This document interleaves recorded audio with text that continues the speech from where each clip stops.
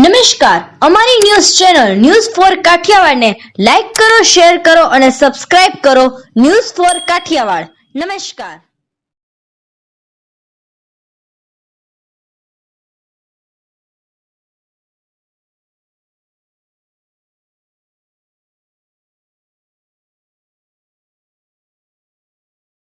જૂનાગઢના મેંદરડા તેમજ ગીર વિસ્તારમાં ગ્લોબલ વોર્મિંગથી કેસર કેરીનું ઉત્પાદન ઘટ્યું. તેમને ટક્કર મારે એવી સોનપરી જ હવે ખેડૂતોને ઉગારી શકે છે, તેમ એક ખેડૂત જણાવી રહ્યા છે.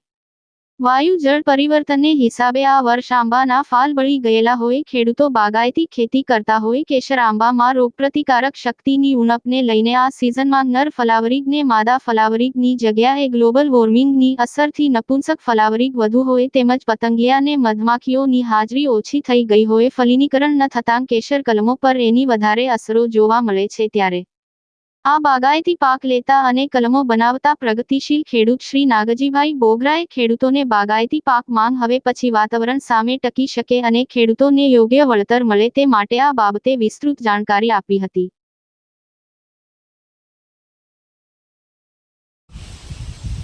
કેસર છે એ એકદમ સોફ્ટ વેરાયટી છે, ટેસ્ટમાં બેસ્ટ છે, પણ એનાથી પણ ઊંચી અને ચડિયાતી વેરાયટી છે. આનું દીઠ મજબૂત છે, પવનમાં ખરે નહીં, પછી આમાં ચાંદી પડે નહીં, સ્ટોર કેપેસિટી 20 દિવસ અને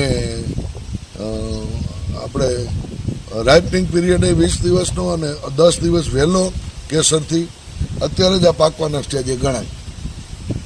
અને બેસ્ટમાં બેસ્ટ વેરાયટી જેમાં સોનમાખી લાગે નહીં.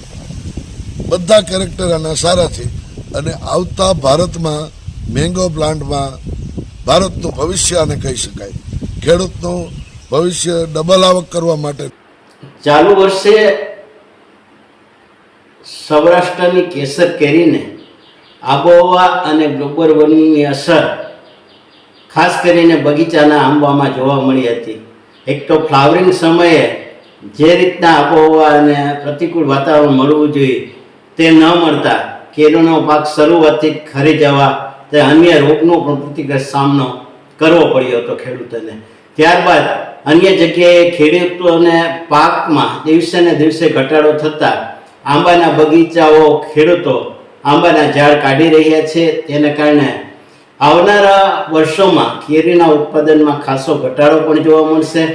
અને ખાસ કરીને આ પાછળનું કારણ ખેડૂતો એવું જણાવી રહ્યા છે કે દિવસે ને દિવસે કોઈને કોઈ આબોહવા અને ગ્લોબલ વોર્મિંગની અસરને કારણે આંબાઓના ઉત્પાદનમાં ઘટાડો થતો જાય છે. તેના કારણે આ પરિણામ આવી રહ્યું છે.